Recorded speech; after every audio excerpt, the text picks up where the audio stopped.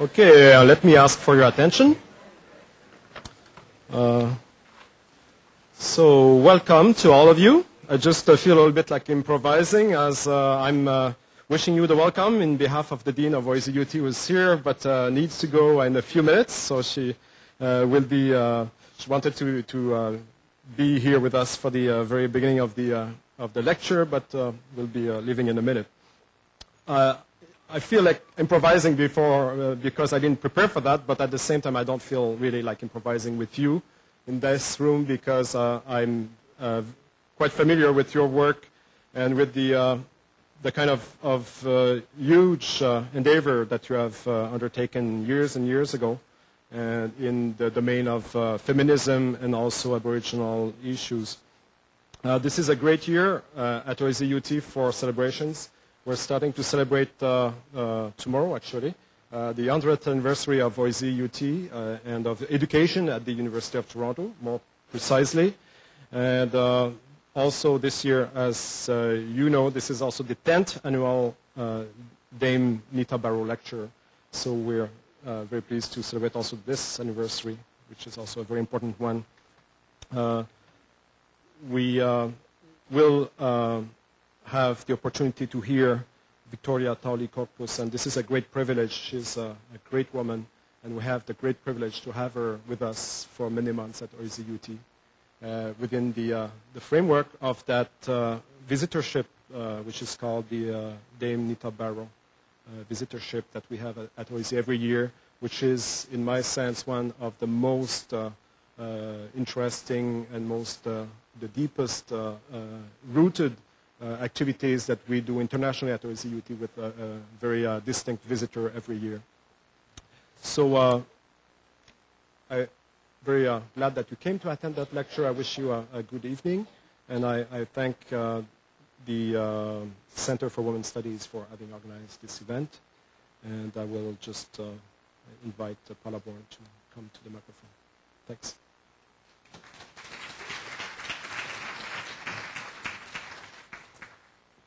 Thank you, Norman. On behalf of the Center for Women's Studies, I want to make a few acknowledgements because obviously putting on an event with such eminent people such as we have tonight in Vicky does involve a lot of hard work on behalf of a lot of people and also requires the financial resources in order to do this.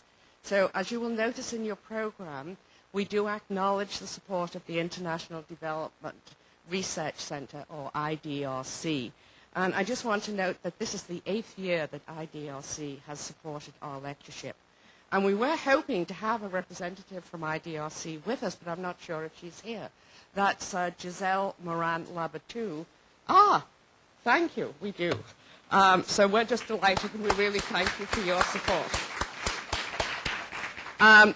And we do have, as you noticed outside, a number of volunteers who've been helping to give out programs and do other things. I just want to acknowledge those who are here.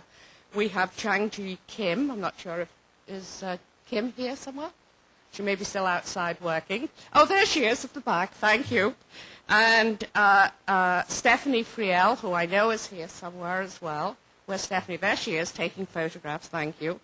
And one of our work study students who is not able to be with us tonight because she has a class, that's Yasmin Patel. And of course, the person who helps to bring it all together is our wonderful executive assistant, Patricia Doherty, who is patrolling at the back. And I think we have two people here, Mona Comberg and Frida Foreman, who helped to bring along flowers. Is that right? So we need to acknowledge everyone. That's part of women's work. So without more ado, I would like to introduce Dawn Meme-Lavelle Harvard, who is going to introduce Vicky. Dawn, please.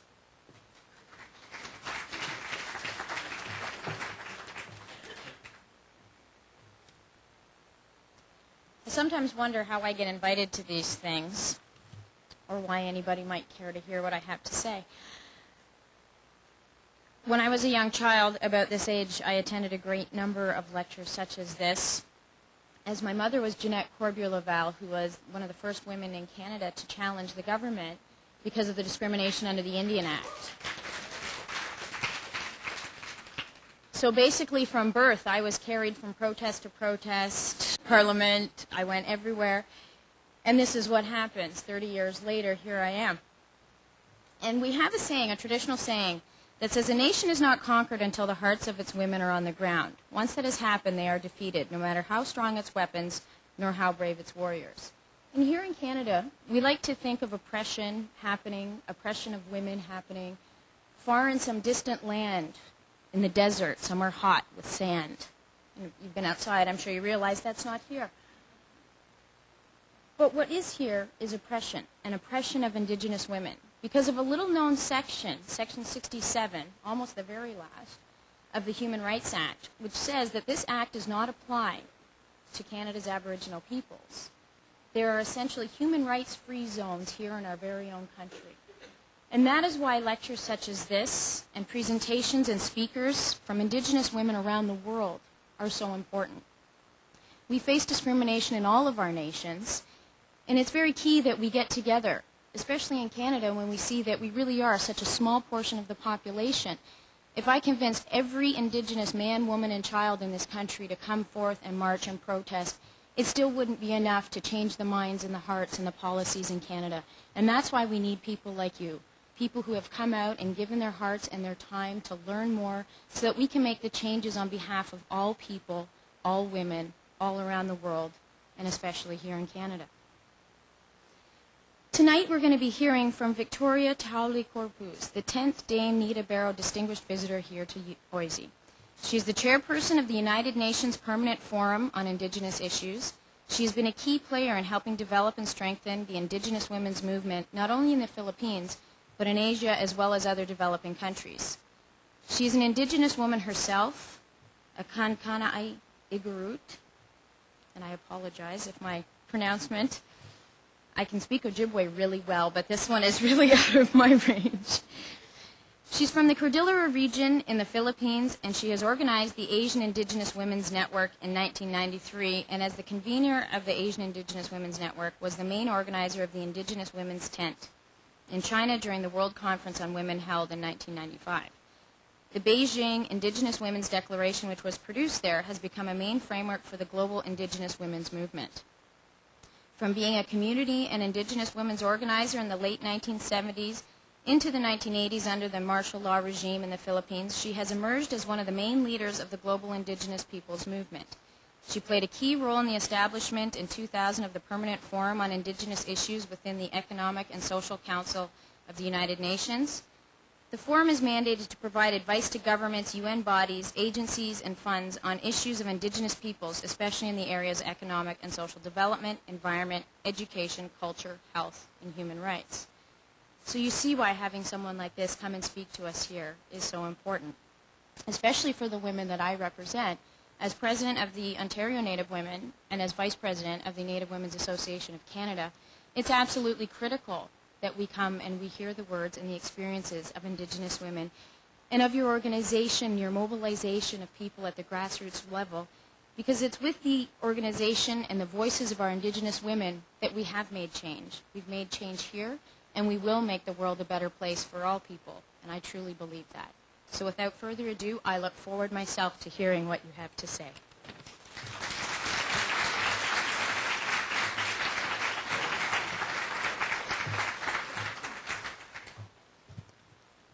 Thank you very much, Dawn.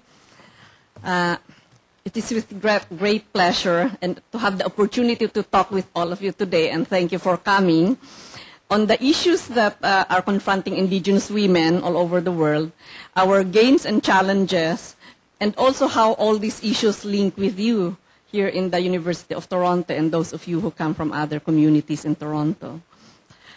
Since I will try to talk about the gains that we have achieved, and I will be focusing more on the gains at the global level, but of course include those that we have at the local level. But I will also talk, and in talking about the gains, I will talk about one of the hottest topics today, the adoption of the UN Declaration on the Rights of Indigenous Peoples. As some of you may know, this is now presently being discussed at the General Assembly. In fact, from the news that I heard, this will be voted upon maybe tomorrow. So this is really quite an issue that we need to talk about, because Canada has a very bad role in terms of the adoption of this declaration. Let me first pay my respects to the traditional peoples of this land, which include the Mississauga, the Six Nations, Métis, and several others who are actually in the room with us today. Secondly, I'd like to thank the Center for Women's Studies in Education of the Ontario Institute for Studies in Education of the University of Toronto for having me as their 10th Dame Nita Barrow visitor in Women in Development and Community Transformation. I ended my class yesterday. I held a class with very, very good and intelligent students for the past 12 weeks, and it was really very gratifying to be able to have that link with the students of the university. And of course, as was mentioned earlier, I would also like to reiterate my thanks to IDRC. I think I've met Giselle once when I went to visit IDRC also. So thanks very much, Giselle, for the help that IDRC has granted for these kinds of lecture to take place. So my lecture is basically to walk you through my journey as an Indigenous feminist activist, and these straddles between from the local to the global and the global to the local. And this journey is basically a journey of all other women who have been working all together with us to be able to raise our issues, not only at the level of our countries, but of course at the global level. I will put more stress on what was achieved, as I said earlier, at the global level, and these are in terms of spaces, mechanisms, and policies which we helped establish, and the ways in which we are engaging with these bodies to address our issues as Indigenous women. I will also have to deal with the issue of Canadian corporations and human rights, because we are here in Canada, and I come from a country where there is we see the impacts of Canadian corporations in our own communities and on us as Indigenous peoples. So I thought it would be relevant to talk about this, because it would link with the challenges that we face, not only us, but also you as citizens of Canada. So I would like to also deal with that a little.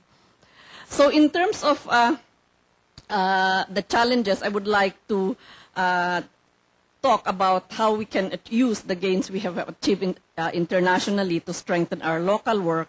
But I will also, as I said, will discuss about how we can link up together, build stronger alliances for us to be able to work on this a burden of having to change the world to make it better, not only for us, but for our children, our children's children. So I will deal with that in the last part.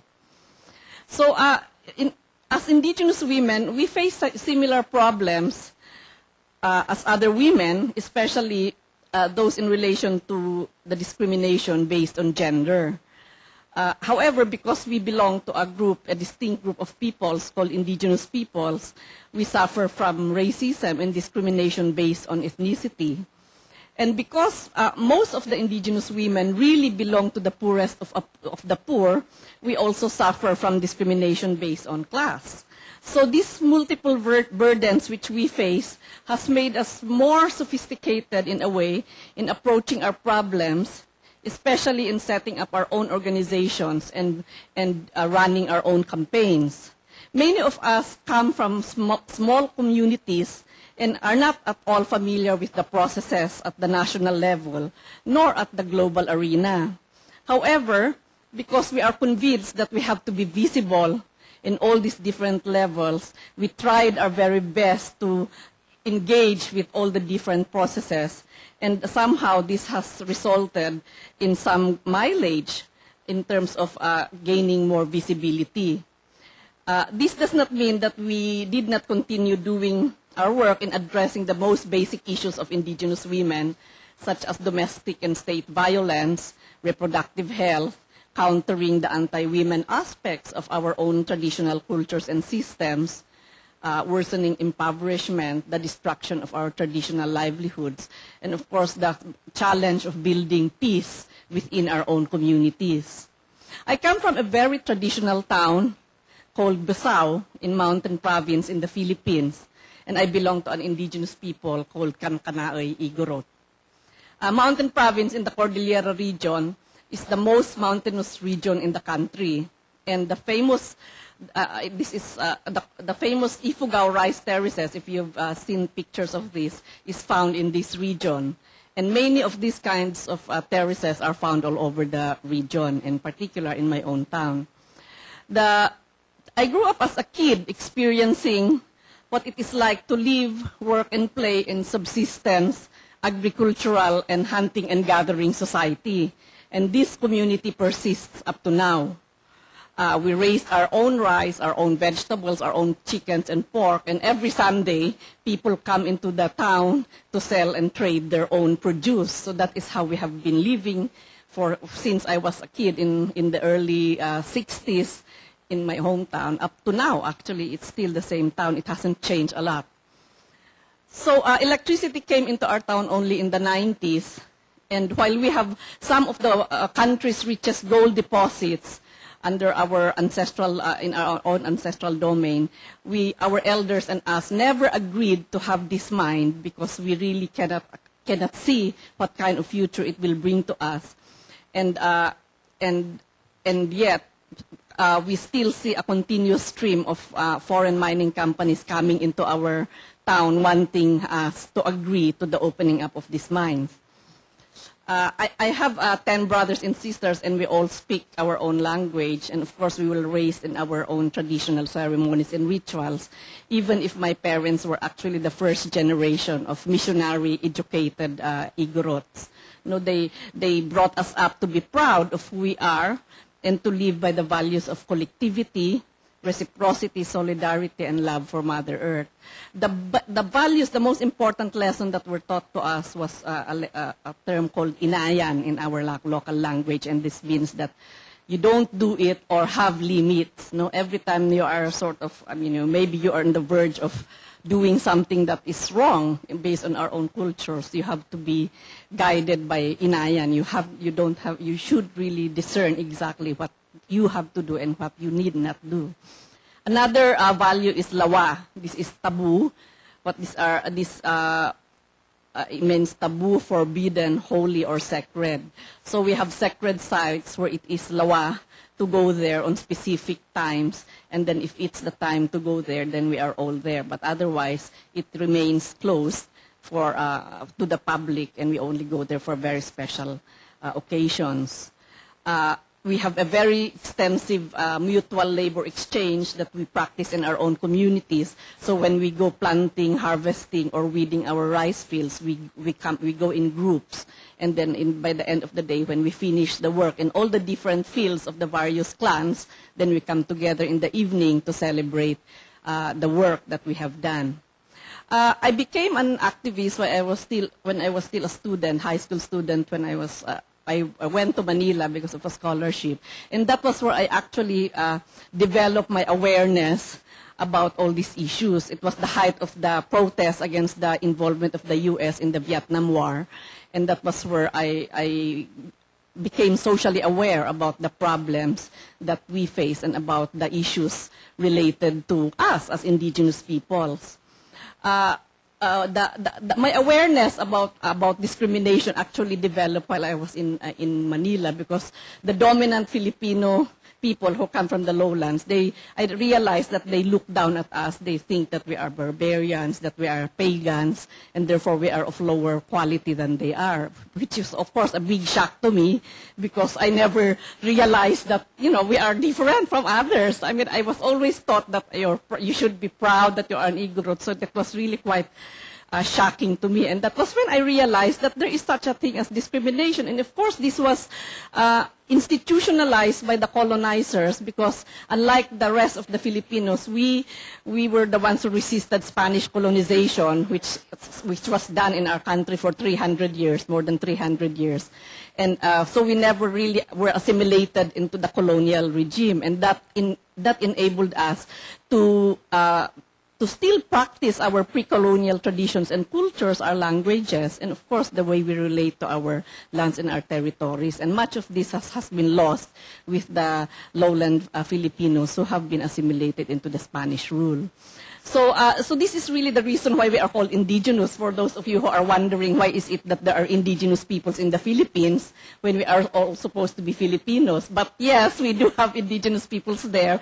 In fact, because of our own struggles, the government was finally convinced that they should enact a law. So the Indigenous Peoples' Rights Act of the Philippines was established in 1997. And this recognizes us and our rights to our ancestral domain, and of course our right to self-determination. My activism led me to help organize students in Manila, because it was also at the height where there was a big dam project that was going to be put in our communities, and this is going to displace around 300,000 of our fellow Igorots within the region.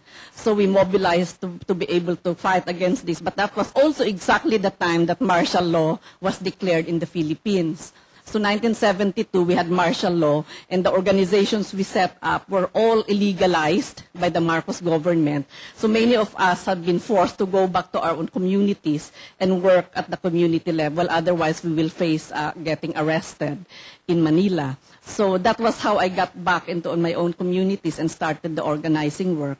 But while we are doing this work, then it was also that time that we realized that actually the decision for that dam to be built in our community was not even done by our government alone. It was done in the halls and the baby boardroom of the World Bank. So we had to work towards linking up with other organizations, whether the church, whatever organization there are, but also with other organizations in the U.S., because that was where the World Bank was based. And for us, that was very instructive, because it taught us that, we cannot really just focus our struggle nationally, because many of the things happening in our own countries are not really decided at that level. So we had to go global. So in the mid-80s, when our house in the village where I was staying, where I was doing organizing work among the women, I was setting up community-based health programs because I finished as a nurse, and my work was really creating all these health programs at the local level, but of course, more importantly, it was organizing the community to fight against the dictatorship. So by the 80s, in mid-1980, our house was raided by the military, arrested one of our friends staying with us, and this forced us to move back to the city where we can do other work. So while in the city, I set up the community-based the Cordillera Women's Education and Resource Center. And this was where I realized that one of the most important things I was convinced to do was to organize indigenous women, because I saw in the Chico River Dam struggle that those who were really in the forefront were the women. But of course, when you have the formations of indigenous people's organization, there is hardly any woman in the leadership. And I thought that was so unfair. Why is it that, the cannon fodder were the women, but in terms of leadership, decision making, they were not there. So me and my friends decided, okay, we will focus on organizing our own women at the village level, and then forming a regional formation for them.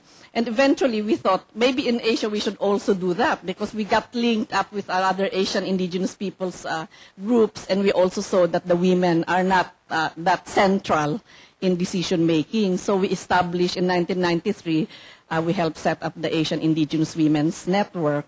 And this was the network which actually set up as was mentioned in the introduction, the Indigenous Women's Tent in the Beijing processes. Participating in the UN Conference on Women was really one of the efforts that one of the spaces which we think should be an arena where we will go, because we will not just present the issues of indigenous women there, but also it will allow us to link up with various women's organizations.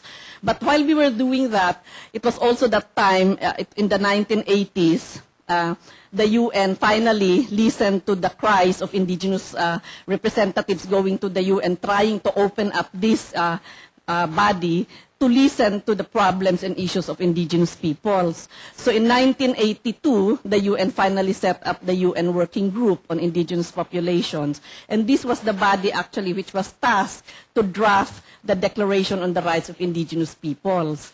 And the way they did it was the indigenous people came, they talk about their issues, their problems, and then based on every issue that was raised, there is an article in the declaration that will address each of these issues. So it's really a reflection of the response or the right that is accompanying the problem that has been brought by the indigenous peoples to the United Nations. So I participated by the mid-80s, I think, in this body. And then in 1993, the expert group, this is an expert body of the United Nations, finally finished drafting the declaration, and they submitted this declaration to a body called the Subcommission on Human Rights. And the Commission on Human Rights had to establish an intergovernmental body that will again negotiate on this declaration. So if you can see how long it took almost 20 years to have the declaration drafted and also negotiated. Negotiations started in 1995.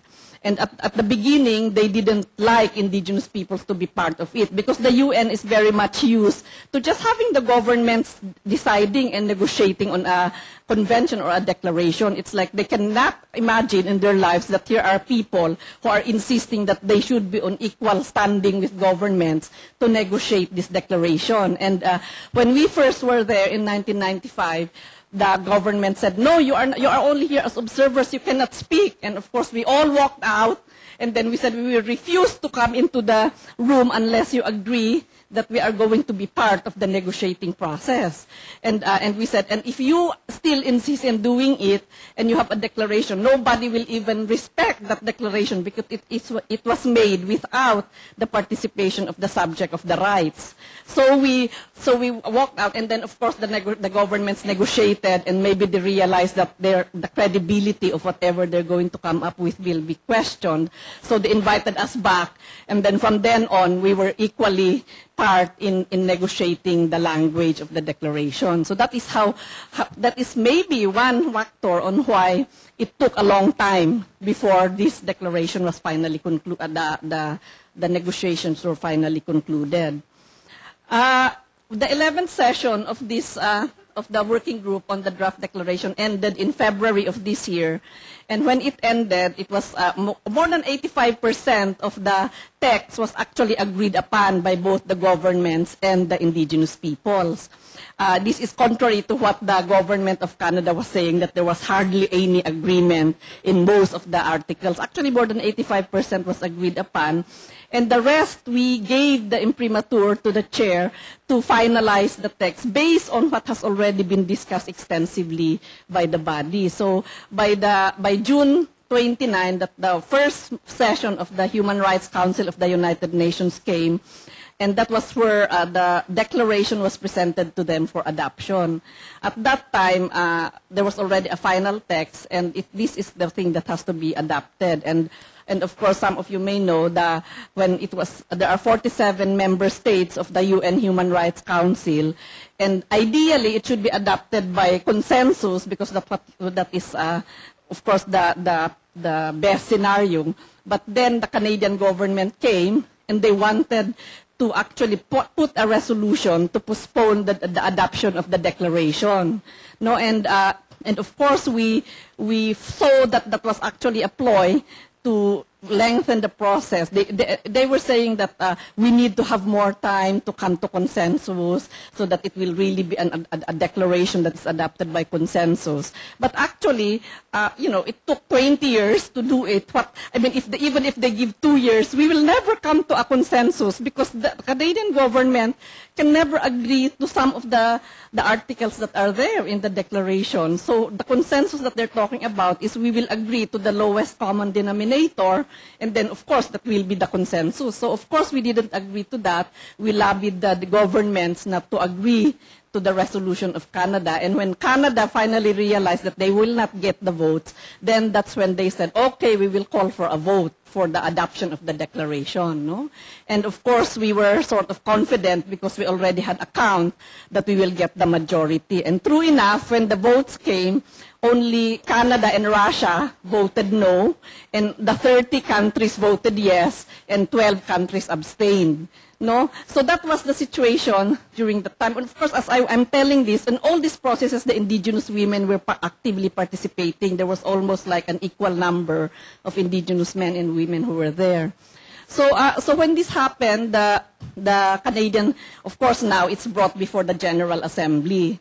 No, in the General Assembly, it's not just 47 member states, it's 190 member states. So you have to win the majority of these states to be able to win, okay? But even at the very beginning, when the meeting of the General Assembly started, US, Australia, and New Zealand made a statement strongly saying that they cannot accept this declaration. It is a discriminatory document to the others, and therefore they will vote against the adoption of this declaration. No? So that is where we are. Recently, they were able to convince. In fact, last week I was in New York last week. Somehow, some African states were convinced that they will also put a resolution for the delay in the adoption of the declaration.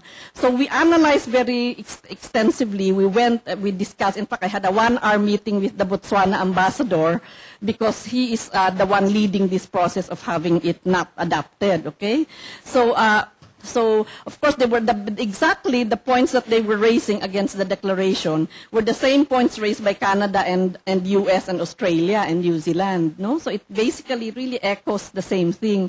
Then we heard I got unconfirmed reports that Botswana has displaced their the Bushmen from the Kalahari Desert. They put them in a place which is they are so miserable, and now it looks like they are going to mine the diamonds in that area which they displaced these people from. And one of the unconfirmed reports we got was that because they don't have the technology to do that, Canadian companies have offered to do the mining, and that is the link between what is happening now as we see it in the UN. No? So that is really, and that is where the role of corporations come in, because you will see that for corporations, the adoption of this declaration is also going to be a limiting factor, an obstacle to their agenda as far as exploiting natural resources found in indigenous people's territory is concerned. So that's where we are right now. Hopefully by tomorrow we will know whether we are confident somehow that it will be adopted, because we have talked, we really did our work, we talked to each and every country, and we feel that we will be able to get the majority vote on this, but of course it remains to be seen. No, we have to see the results. So that was on the declaration, and I will go more into the issue of corporations at the later part. I just want to walk you through another achievement which we have gained.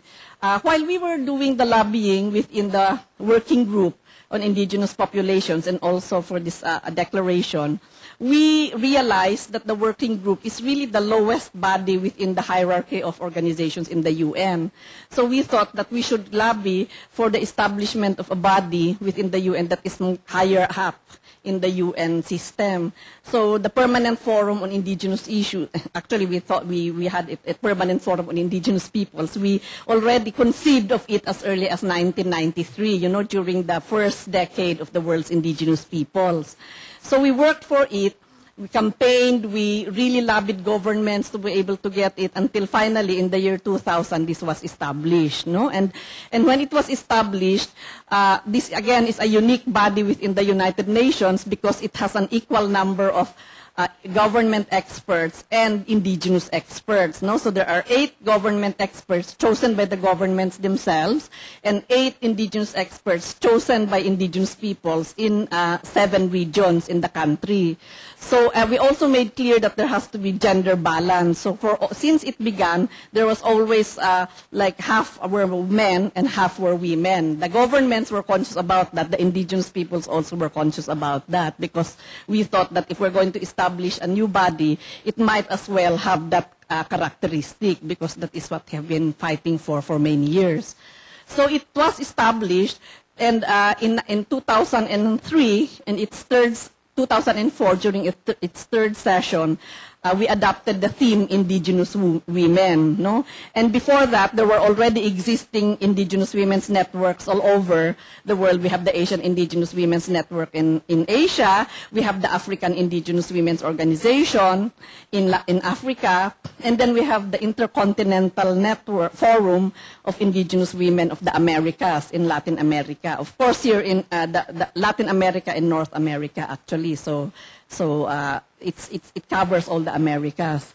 Then, of course, among the Samis in Europe, they also have their own women's network. So we came together during the third session, and that was actually when the National and the Native Women's Association of Canada also presented the whole issue of the stolen sisters, no, the Indigenous women who have disappeared or who have been up to now, no, and that was a very big feature of the session because all the different women's organizations came. They had their preparatory meetings beforehand, and they came and presented to the forum what their issues were and what they would like the governments, the UN agencies, and of course the NGOs and indigenous organizations would do in relation to this issue.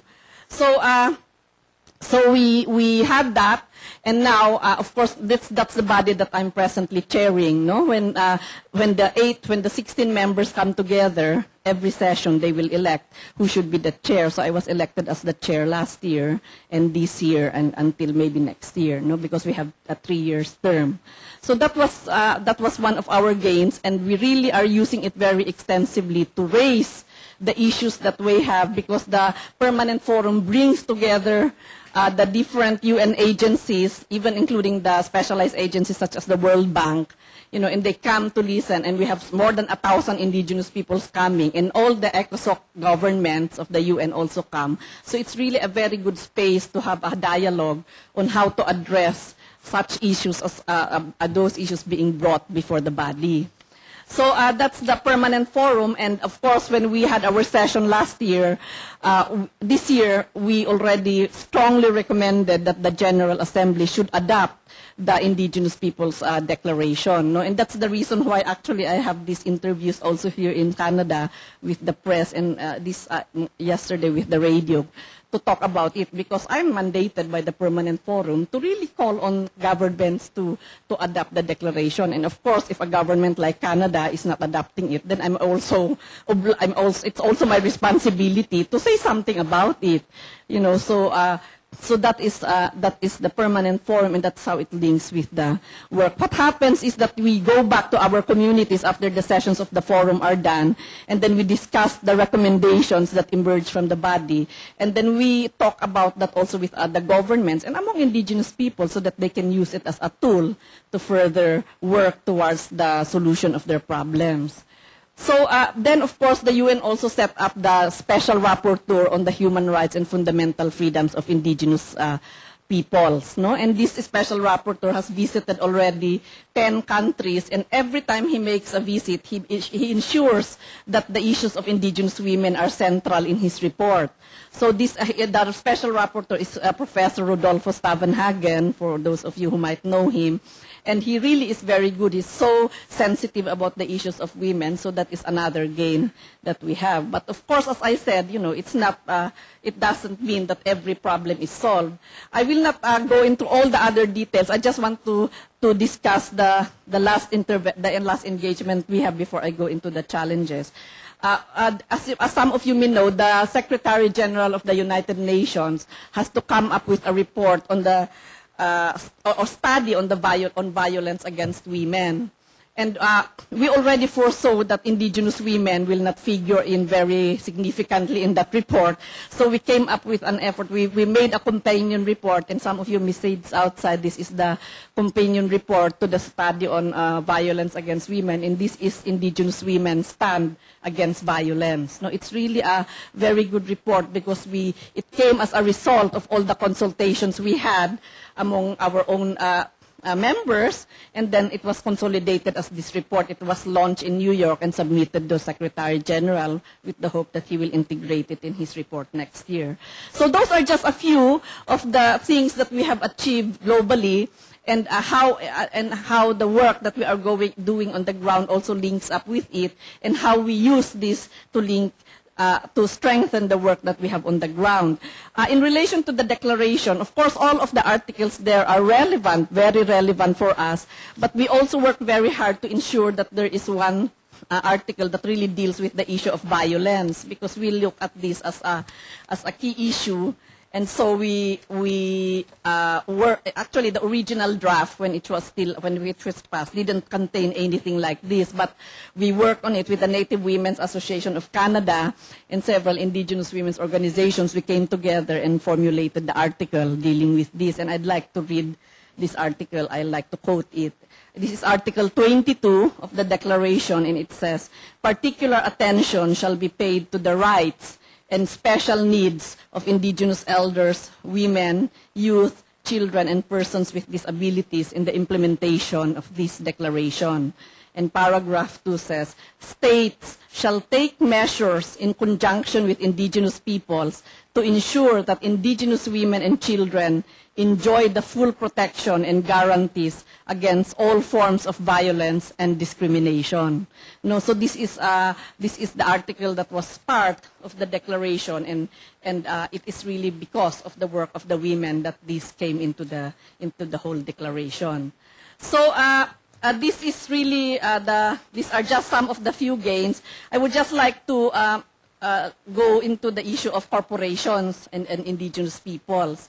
As I said, this issue of corporations is a very sensitive one, because corporations do not have obligations to respect human rights. No, it's actually the duty bearers of the human rights instruments are states, are member states of the United Nations, and corporations are not really, I mean, you know, in the strict sense, they are not obliged to conform with those international human rights laws and humanitarian laws. However, because corporations are now more powerful than states, and in fact states cannot even regulate the behavior of corporations, there is now a very strong movement to really look into the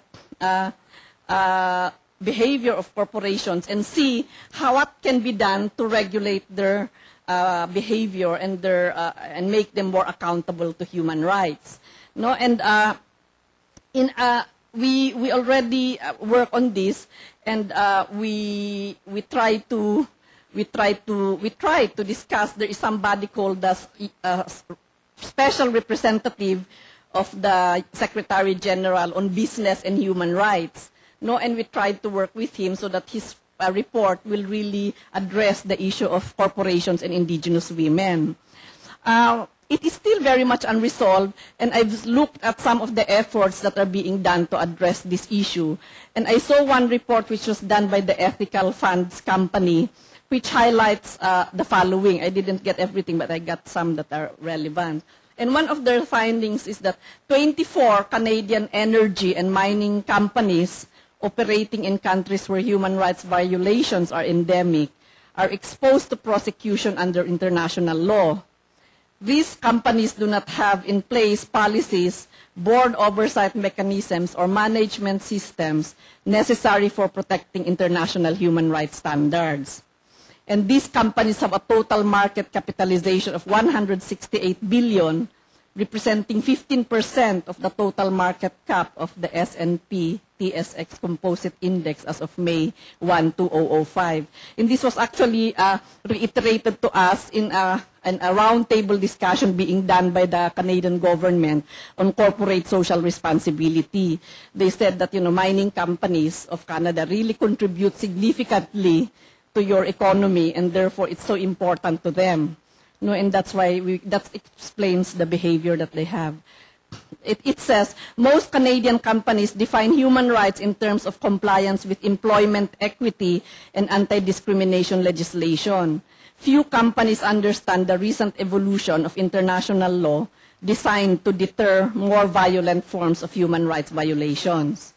Another point they said was that American, British, French, and Canadian companies have been implicated in crimes when contracting country security forces to protect corporate assets and or after building transportation infrastructures that is subsequently used by host governments to inflict harm on civilian populations.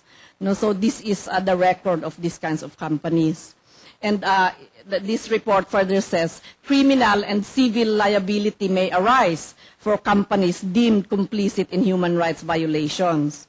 And complicity is defined as practical assistance or encouragement that has significant effect on the perpetration of crime, and the knowledge of these acts aid and abet the perpetrator.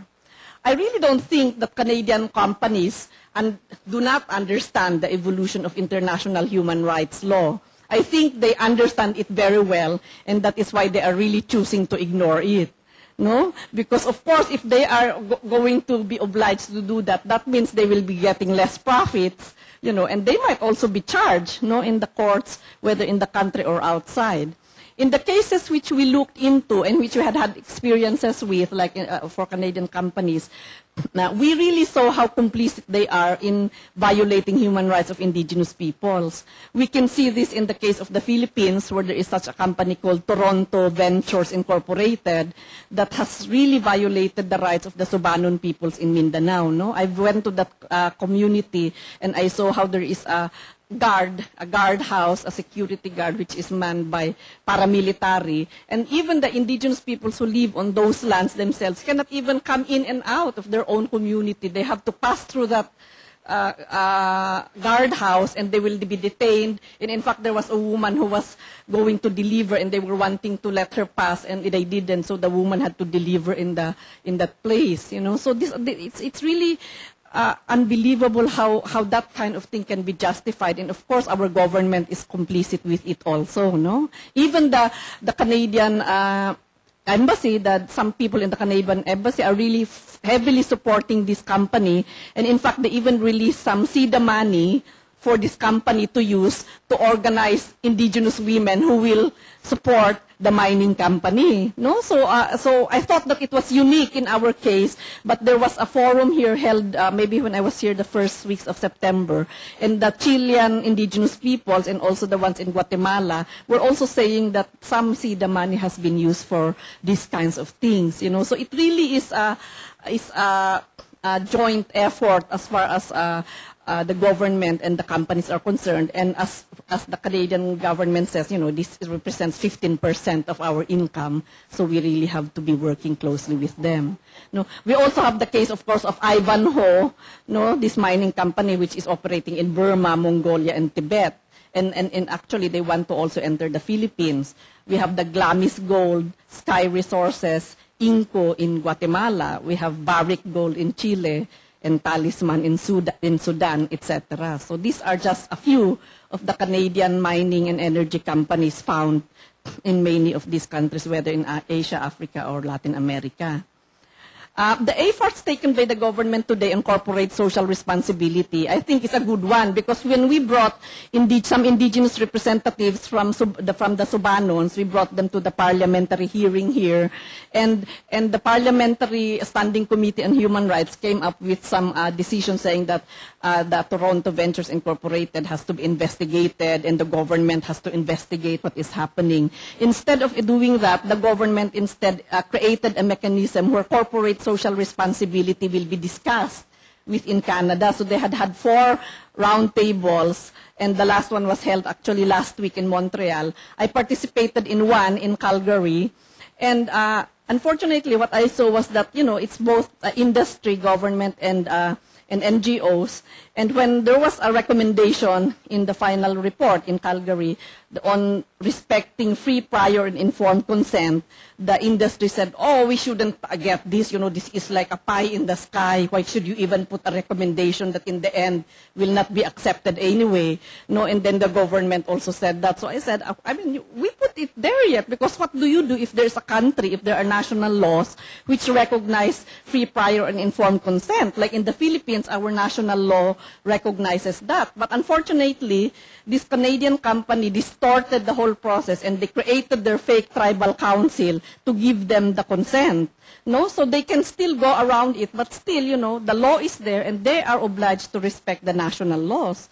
And anyway, I don't know what's going to happen with the final report. We will look forward to seeing it, but I doubt if they will even put that, because that is really what the Canadian government doesn't like in the declaration. They have stated very specifically and clearly that, number one, they don't like free, prior, and informed consent, which is found in 4 articles in the declaration. Number two, they don't agree with the articles on lands, territories, and resources. Number 3, they don't like the article on self-determination, and they don't like the articles on demilitarization, because there is a call for demilitarization of indigenous territories. And they also don't like the articles that allows for cross-border relations between indigenous peoples, which is really crazy, because indigenous peoples in Canada have their sisters and brothers in the USA. So it's just but legitimate for them to have that freedom of mobility. And the declaration recognizes that, and they said that they don't like that article. No, so you can see that many of the things that they don't like are basically related to really the issues the issues that are very close to the situations of and the issues of indigenous women. Okay, so just one last point before I go to challenges. It's not only in energy or extractive corporations that we see this problem. We also see this in relation to of course, the issue of agricultural companies, no? But actually, there is one I just wanted to mention. The Amnesty International just came up with a recent report called Violence Against Women in the Globalized Economy of the Americas. And in this report, it has identified indigenous women who are leaders in the fight against mining, against oil and gas, who are threatened and whose lives are really directly threatened by these companies and by the agents of the government, no? And we are not, this is because of their effective leadership in these campaigns, and now they are really subject to all the threats. In fact, there are several who have been killed already. And this is similar in the Philippines. We now have lots of extrajudicial killings, and as of today, maybe there is something like 794 people who have been killed, and like 79 of those are indigenous leaders.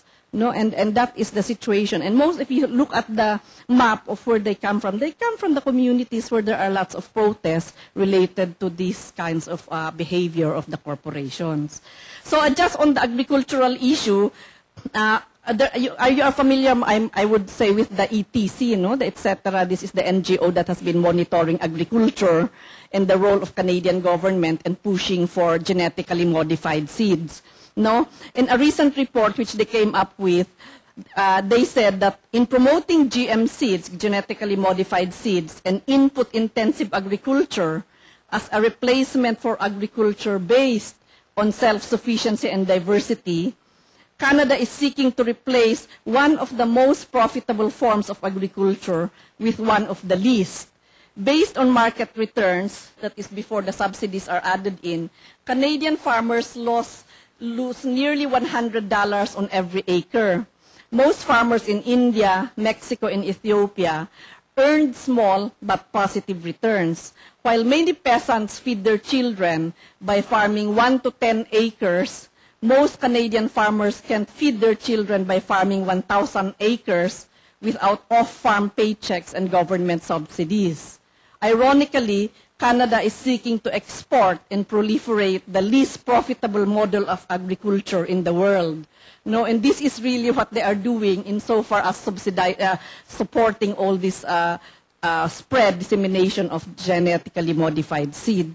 Of course, this is a clear violation of the right to food of indigenous peoples and farmers, and this is also leading to the destruction of agricultural systems nurtured and sustained by indigenous women. There is really a lot more to say about the behavior of Canadian corporations and the support that it gets from the government. And this is really why it's so important to strengthen alliances between those of us coming from the third world and those of you who are here in Canada.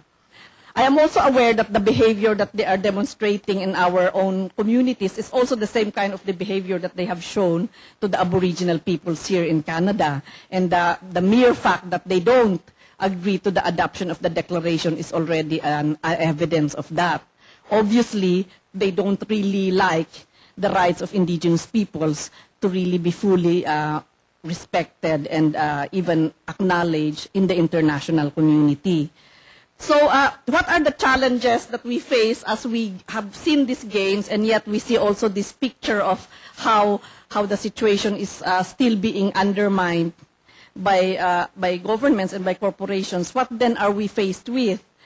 Of course, first of all, I think we really need to increase and use and strengthen and make our networking even more sophisticated. No, we have to understand what these issues are. We are going to really need a lot of awareness raising to be able to disseminate widely these kinds of stories.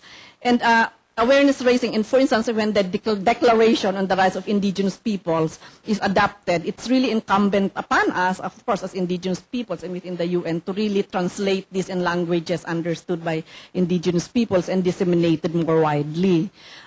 We think that even if it's a declaration, it's not a legally binding document, and therefore the countries will not be sanctioned if they haven't had complied with it. But if the subjects of the rights themselves are aware of this as an expression of what their rights are, recognized by the international community, it will definitely strengthen them in asserting and claiming these rights. No? So that is one very crucial element that needs to be done after the declaration is adopted. Secondly, we really need to share more knowledge and information. Like, for instance, when we were in the UN last Friday and they were talking to us about this Canadian company who is planning to do diamond drilling, for instance, in Botswana, we don't have the information. I said, where can we find the information about this? Is there anybody who can help us get that kind of information? You know, and I was thinking, my God, I mean, this maybe the people, the researchers in the academic community can help do that. You know, if they are able to get that kind of information, it will really be a very good contribution to our efforts to really get this declaration adopted. No? We need a lot of information, and the role of the academic community is crucial in this kind of information mining, we might say, gathering, and also sharing and disseminating widely such information. The work we are doing in terms of advocacy work, in terms of lobbying, will really be helped very effectively if we have the correct information and we can stand by these kinds of information, because these are generated by really good researchers. No? The role of the women's movement, the Indigenous women's movement, as you can see in this whole process, opted not to just go in their own path. We really work closely with the general Indigenous peoples movement, because we also wanted to show that we can be equal. I mean, we can be as good as leaders, good leaders equally with the men. No, and of course we have proven that. We have, in fact, many Indigenous women are so proud that the chair now is a woman, and they know that, of course, their issues will always be central. In fact, in the permanent forum, we managed to get it to agree that the Indigenous women will be a cross-cutting issue in all the sessions of the permanent forum. So there's always a discussion about the issues of women and how this can be dealt with. That means that there still needs to be more linkaging, networking with the women's movement in general women's movement, because we believe that, by linking up together, we might be able to be even strengthened, or maybe we will even add strength to the general women's movement, because we do have a lot of contributions to give. Many of the alternatives that we find alternatives to this globalized economy and all that, many of these alternatives are actually already being done by women, and maybe the gift paradigm of the gift economy that is actually developed here also in the University of Toronto by Angela Miles and her colleagues.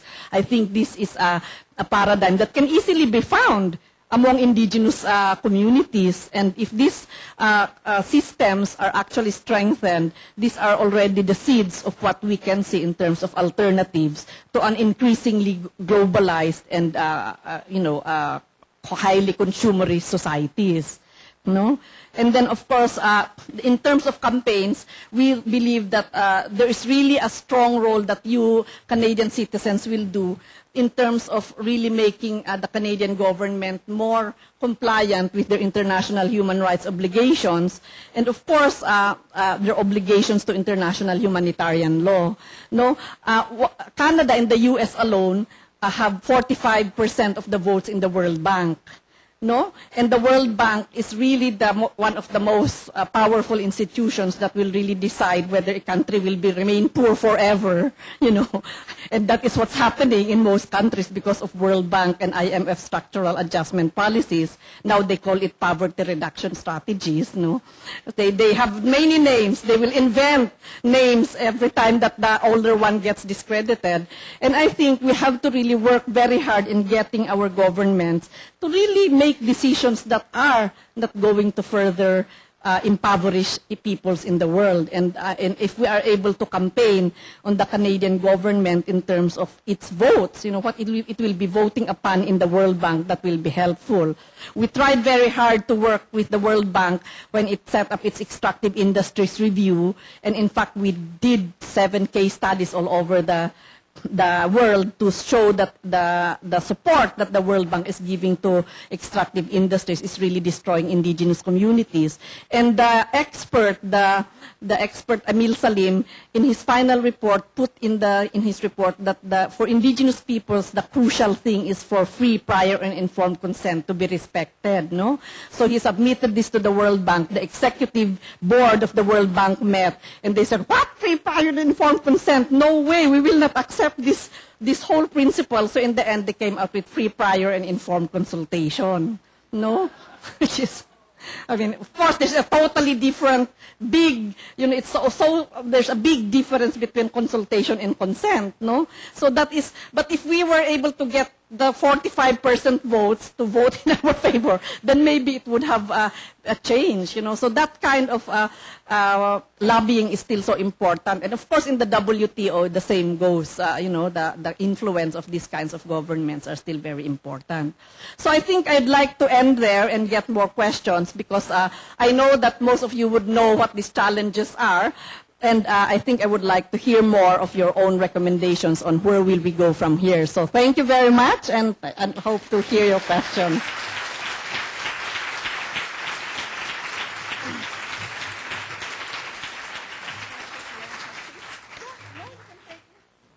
Thank you very, very much, Vicki. I think people can see how honored we are to have Vicki with us this term, and what a tremendous advantage it's been to be able to hear from someone so centrally involved and playing such an inspiring and effective role in really changing the world, we hope, and certainly for the better. I think we'll have a few questions, and there is a reception following, which I urge everyone to come for more discussion and conversation. The reception will be at the Massey College, which is across the road and down a little way to the left as you go out of the building. And sometimes there's a crush to get in there because we all go over at a great rate. There's plenty of room inside, and it's really very pleasant if you just stay long enough to get in. So don't go away in despair. It doesn't stay that crowded past the doorway. I would like to thank very much that Dawn Harvard has come to be with us here today. So thank you. I think the importance of the kinds of connections that Vicki's been able to make among groups here, and also I want to stress again what Vicki said and a number of us have said, the academy and the community and the kinds of contributions and work that can be done that's extremely significant works both ways. And we're really proud with this visitorship to be able to foster that, and at OISE UT as well. And we do thank IDRC for their support in this too. So Vicki, would you like to take your own questions? And I'll just, we'll take maybe 15 minutes of questions. Sure. Okay, so are there any of you who would like to raise questions or comments? Are you raising hand? Yes, please. Mm-hmm. Uh-huh. Mm.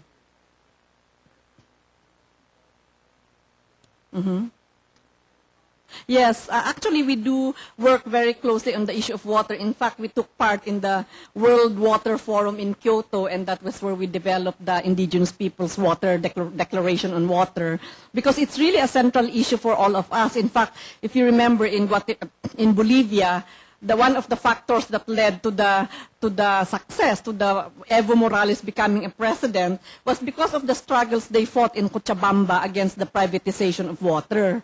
No, it was really a very central issue for indigenous peoples. And in fact, that's very much related to mining, because many of the mining operations, they really destroyed the underground aquifers. You know, in many communities where mining has operated, the water has become a problem. In my own region, where there's a mining company, after they did open pit mining, they acquired, in fact, that's one of the problems we have with liberalization of laws, because while we have the Indigenous Peoples' Rights Act, we also have the Mining Act, which allows mining companies to own even water resources. No? And that was part of a process where the World Bank was involved in really changing our Mining Act, you know, to allow for 100% ownership of the mines and to give them water rights, forest rights, and easement rights. Means that if you like to ease the people out from the surface so that you can mine, then you have that right, you know, and that's how ridiculous our Mining Act is.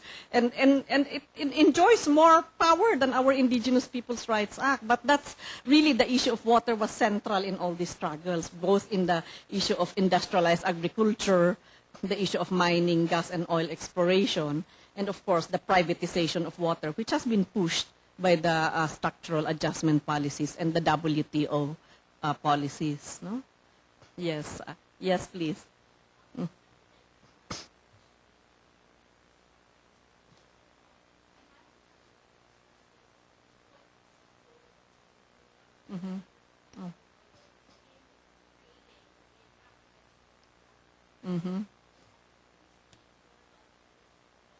Okay. Yeah.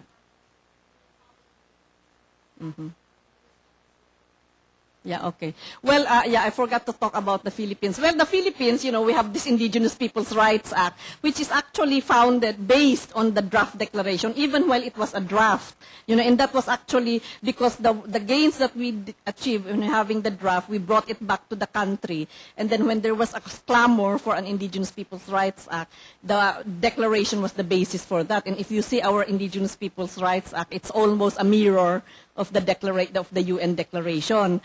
Unfortunately, in the Human Rights Council, when there was a vote, the Philippine government abstained. You know, so we were also angry. Of course, every day I was on the phone with the head of the National Commission on Indigenous Peoples. And then when I finally got back home, I had some meetings with them. And when I asked, why did you abstain? Are you crazy? I mean, we wanted you to co-sponsor, in fact, the declaration, because we thought we have our Indigenous Peoples' Rights Act, which is similar to it.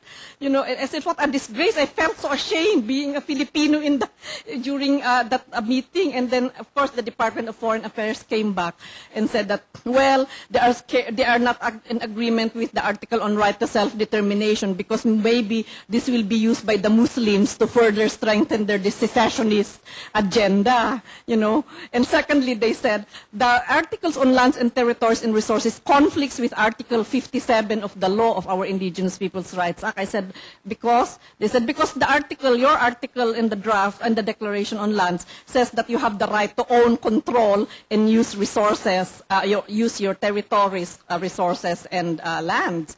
And our law, it just says that you have the right of use, but not to own, you know, which is, of course, yeah, which is true. And I said that's, I mean, this is really, this means that the declaration has a higher standard, and you should even support it because it has that standard. And then, of course, anyway, we lobbied so hard. We got the Commission on Human Rights to prevail on them, the National Commission on Indigenous People. So in the General Assembly, I went to talk to the ambassador before he made his speech. And he said that, yes, we are going to push for its adoption because there is very great pressure in the country for us to do it, you know. But that it was because we really pressured them very hard, no.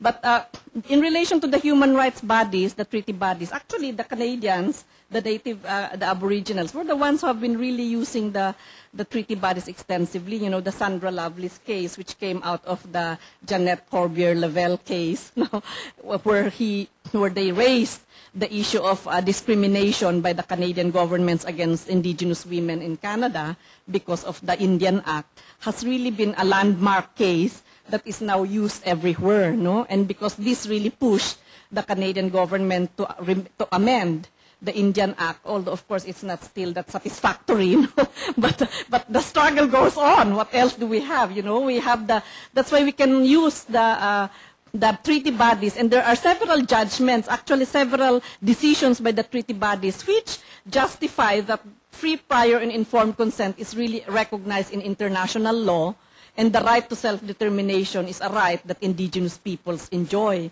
And that is what we are using to argue against the Canadian government, because the Canadian government says free, prior, informed consent is not yet recognized in international law, and even self-determination for Indigenous peoples. No? So, but the decisions in the treaty bodies are now being used to further strengthen the arguments against these kinds of views.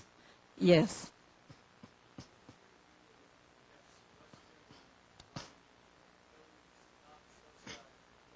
Mm-hmm. Mm. Mm. Mm-mm. Well, in the WTO, there were lots of studies done about subsidies being given to farmers. But these farmers are not really the small farmers. It's the big farmers. I mean, I think even here in Canada, it's not really the small farmers who are subsidized. I don't know if I'm right, but that's what I know. It's the big farmers who are subsidized. And the subsidy that is given to these farmers has amounted to like almost $1 billion a day. No, that is how big the subsidy is. In fact, they say that in the Netherlands, a cow is subsidized $2, you know, when there are like almost 3 million people who are living below $1 a day. You know, so it's so immoral to think of how these subsidies are being used to make the products of these rich farmers cheaper so that they can export it and dump it in the poor countries. And this is what happened with the corn. No? In Mexico, the corn is a traditional crop of the Indigenous women in Mexico. No? And they have really been raising corn for centuries. Suddenly, the corn that comes from Canada and the U.S. was dumped in Mexico. And this totally destroyed the corn raising potentials or activities of the Indigenous women there. So I think it's really wrong if you subsidize these rich farmers so that they will be able to export their products and they will be able to sell their products cheaper than any of the agricultural products raised in our own countries. That is dumping, that is not allowed, and that is really destroying all the possibilities for traditional, you know, small farming to continue to exist. So we really campaigned against it very hard. And in fact, that's the reason why the WTO collapsed. You know, the Doha agreement collapsed, the Cancun, the Seattle thing, it all collapsed precisely because of this issue of subsidies, which up to now, the governments of the US, the EU, they have not still met the demands of the developing countries. No? Yes, please.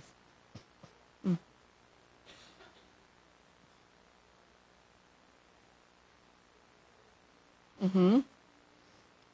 Mm-hmm. Exactly. Yeah. Yeah. Yeah, okay. Yeah. Well, I was thinking, for those of you who don't know, this is one way in which the Indigenous peoples use international, regional mechanisms, no? The Indigenous peoples of Awastingni, the Mayagna peoples, they filed a case in the Inter-American Court of Human Rights against the Nicaraguan government for allowing South Korean logging companies to deforest their forest, no? So they filed a case saying that this is discrimination against Indigenous peoples, no?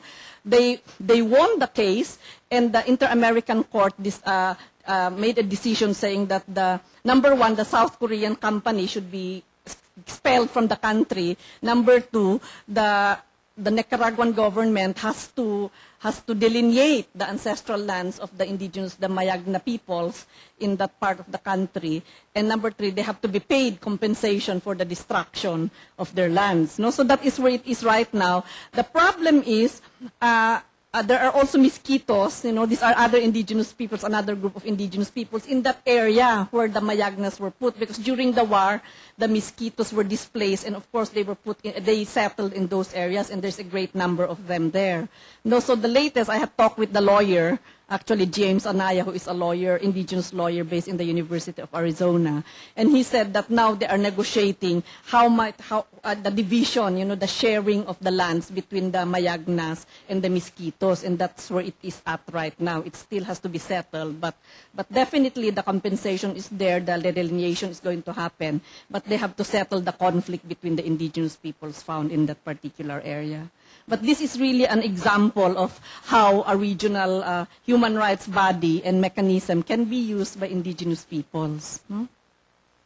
Okay, yes, Alice.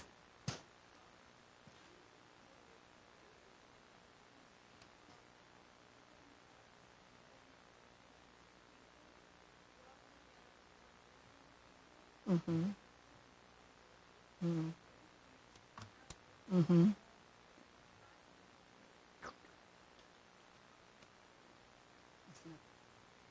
Oh, really? Well, that was the term that was really sort of the compromise term that was agreed upon by the indigenous peoples and governments when they started working in the UN. Because in the ILO Convention 169, this is the convention of the ILO on indigenous and tribal peoples, they use the term tribals. But actually for other countries like Africa, they cannot agree with the use of the term tribals because they are all tribals, they say, so that means that they are all indigenous, and so that was, and in other areas they are called, like in Thailand, they are called hill tribes, in our case, in the past, we were called indigenous cultural communities, but now we are also referred to as indigenous peoples, so that was the term that was agreed upon, and the big debate was more on the issue of the S in peoples, because for a long time, governments refused, the U.S. especially refused to have the S with the peoples, because there is, in fact, in the convention ILO 169, it uses peoples, but there is an asterisk below which was put by the U.S. saying, the S in indigenous peoples doesn't mean that they have standing in international law, so that was their qualification. But we won that battle because when we started pushing for peoples, because peoples are the ones who enjoy the right to self-determination, and that's why they don't like the S. So when you have S, it means you have that right, because Article 1 of the Conventions of the Covenant on Civil and Political Rights and the Covenant on Economic and Social and Cultural Rights, it says all peoples have the right to self-determination, And Article 3 of our declaration says indigenous peoples have the right to self-determination. And this was the most extensively discussed article because of the S in the people and the right to self-determination, until eventually during the summit, in the Millennium Summit of the Presidents, when they met in 2000, when the Millennium was opening, and all the presidents, 190 presidents of the world were there, they came up with the Millennium Declaration, and in the Millennium Declaration, they put peoples, indigenous peoples, so it's like, finally, we said that we won this one because it's the presidents saying that peoples and all their diplomats will not contest that anymore. So that's really the whole politics behind the term indigenous peoples. And also we don't define it. We don't have a definition, which is the thing that the Africans are complaining about because they would like indigenous peoples to be defined. But we don't define it because if we do that, you will exclude others. And all the declarations of the UN, they don't define like minorities are not defined. Even the Charter of the UN and the declarations, they don't define peoples, So why all of a sudden, with an indigenous peoples declaration, you want it to be defined? That is discrimination. Thank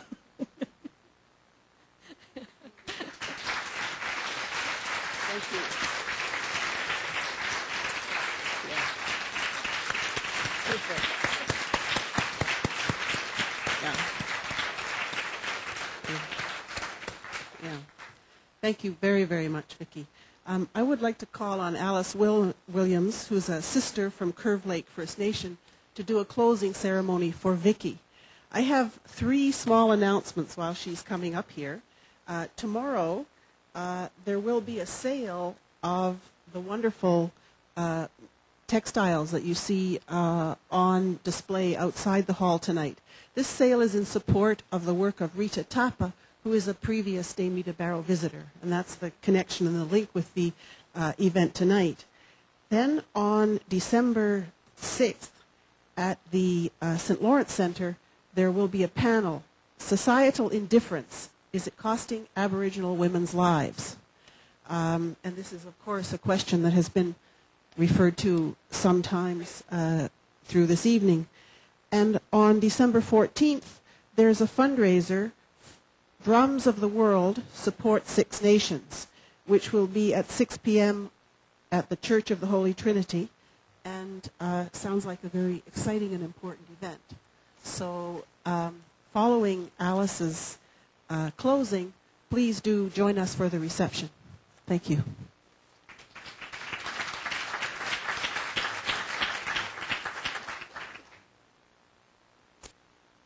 Bonjour, menajam kwendis nikas na meksebing indumji aja dash the sibata nashin jose bebun daya shkigi bangaj in kadeg.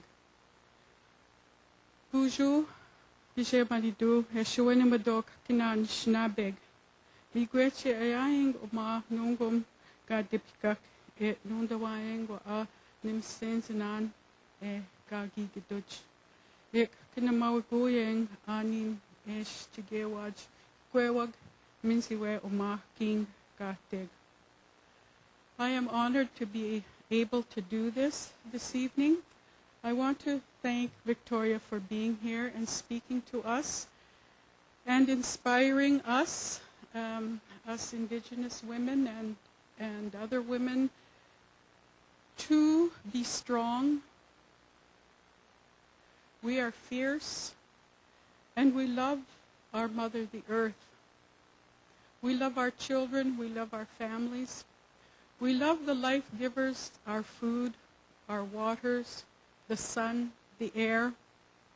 These are the life givers that are given to us by creation. And we are taught to look after them, to love them, and to cherish them so that we may all have a good life on this earth. We pray that all us women, all human beings, that we keep this in the forefront of our walk on this earth, that we think about these things. And every once in a while, we run into people that inspire us and help us to be strong in this. So at this time, I want to give a gift to Victoria. In our way of doing things, we thank people with tobacco. In our culture, tobacco is a gift, and tobacco comes with our prayers. And I pray for the work that Victoria and the women all over the world are doing to make this a better place for ourselves, for our children, for 7 generations ahead. And I asked Victoria to take that tobacco home with her and to remember our prayers in that tobacco.